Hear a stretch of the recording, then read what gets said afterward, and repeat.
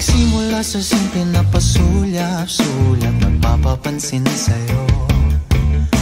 Umabot sa palitan ng mga mensahe, kilig na kilig ako. Kumusta, kain na, hello, magandang umaga. Ingat ka, pahinga, huwag kang masyadong magpupuyat pa. Naramdaman ng puso na dahan-dahan akong nahuhulog sa'yo. Sa kada araw natin na pag-uusap, meron nang namumuo.